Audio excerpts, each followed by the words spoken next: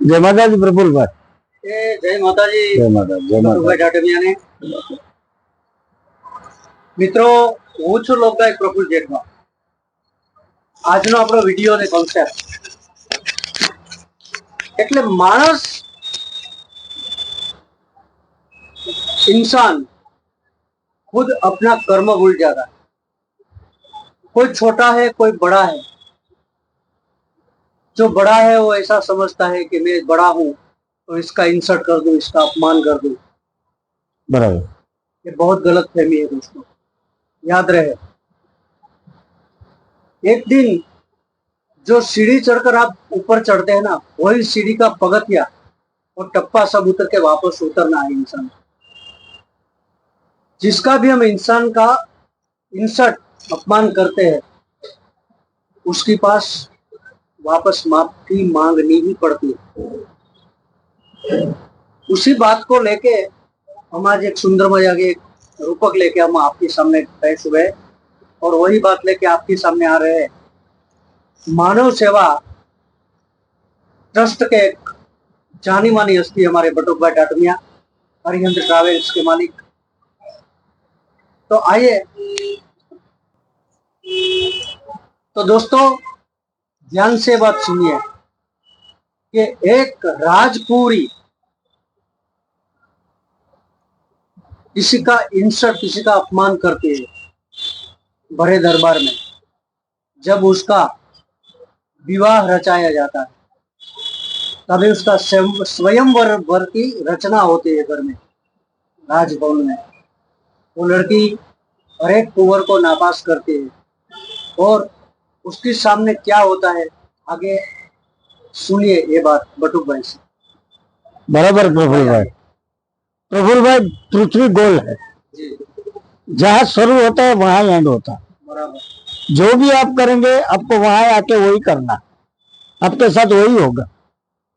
तो प्रफुल्ल भाई, एक राजा था जी। और उनको एक लौती बेटी थी, राजकुमार। एक ही लड़की थी और राजा बहुत प्यार से पाला उसको, हर एक इच्छा पूरी कर दी। जैसी लड़की चाहे वैसी रह सकती है, ऐसा उसको छूट दे दिया।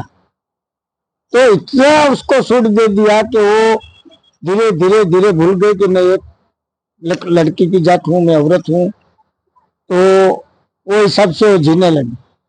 एक समय ऐसा है कि उसका शादी का टाइम हो गया। तो उसका पिताजी ने बताया कि बेटा, तुझे राजा के कुंवर देखने आ रहे, आपका ब्याह रचाना है, आपका शादी करना है। तो लड़की बोलती हाँ पापा कोई बात नहीं।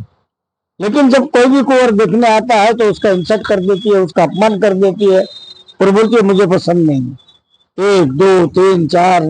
तो फिर भाई ऐसा करते करते कोई राज्य बाकी न रहा, उतना राजा के कुंवर देखने आए, लेकिन इसने किसी को पास नहीं किया, सबको नापास कर दिया। तो राजा को तो बहुत टेंशन हो गया, बहुत घमंड में। फिर उसके बाद राजा ने, जैसे आप बताए ना कि स्वयंवर रचाया, वैसा वो कहाँ कहाँ से राजा के कुंवरों को बुला बुला के पूरा हवेली बना के पूरा राजमहल भर के बोला कि बेटा अभी इसमें से पास कर।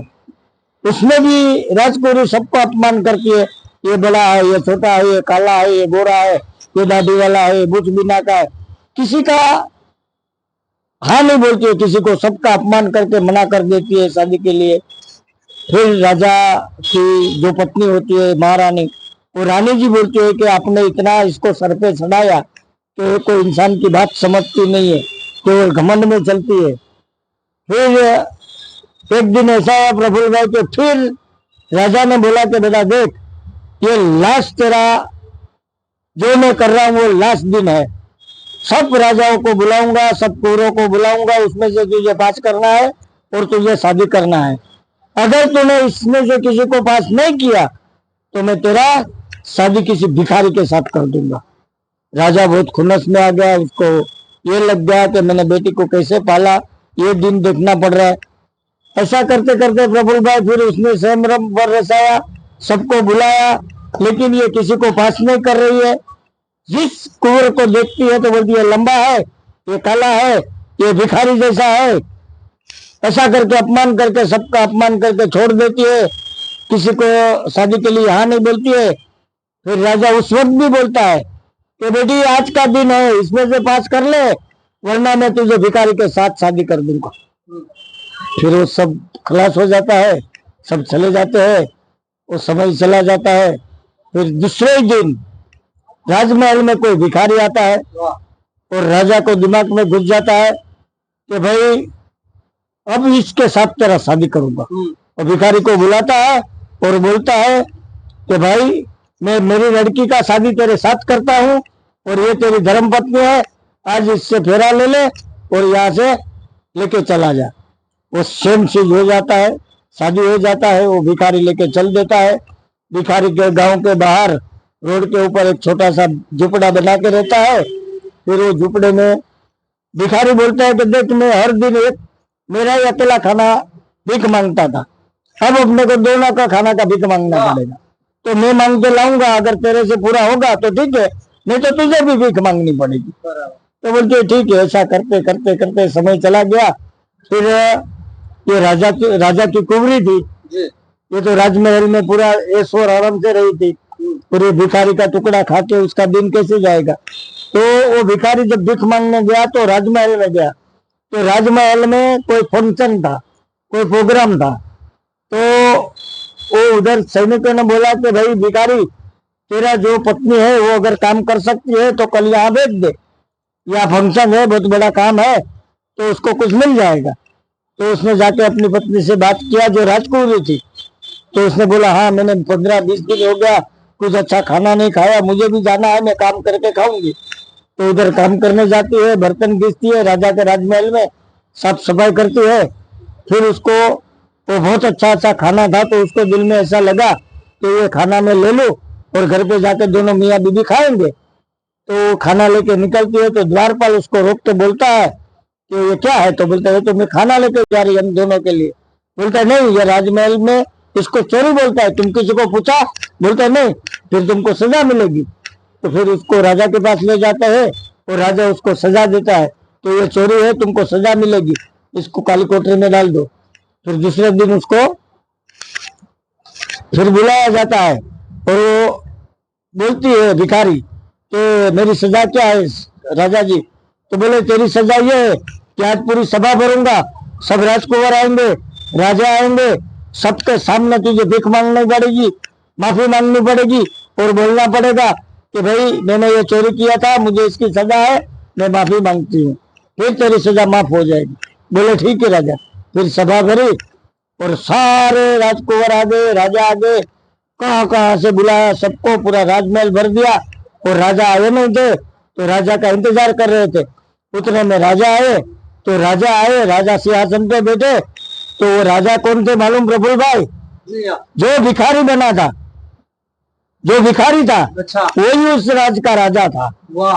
वो राजा ने उसको सजा दी कि माफी मांग ले। माफी मांगा, सबसे बोला कि मेरा गलती हो गया, उसका अभिमान, हाँ उसके मान अभिमान उतार दिया।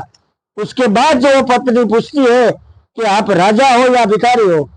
बोलता है मैं राजा हूँ, लेकिन तेरे दरबार में तेरे बाप के पास जब मैं आया था तो तेरा बाप बोला था कि तेरे को मैं भिखारी के साथ शादी कर दूंगा, इसके लिए मैं भिखारी बन के तेरे घर पे आया था और तेरे से शादी रचाया, तेरा घमंड उतारने के लिए ये सब रचना रचाई। तो भाई किसी बात का अभिमान मत करो, सब यहाँ का यहाँ धरा रह जाता है, अच्छे काम करो, अभिमान मत करो, सबसे प्रेम से रहो। એટલા જ માટે રામાયણમાં તુલસીદાસજીએ કીધું છે સાહેબ કે કર્મ પ્રધાન વિશ્વ કરી રાખા, જો તસ કહી સો તસ ફલ ચાખા। જેવું તમે કરશો એવું જ તમારે ભોગવવાનું છે સાહેબ।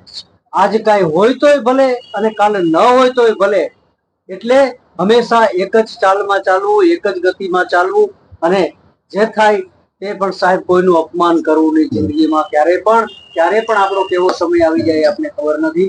જય માતાજી, જય માતાજી, જય માતાજી।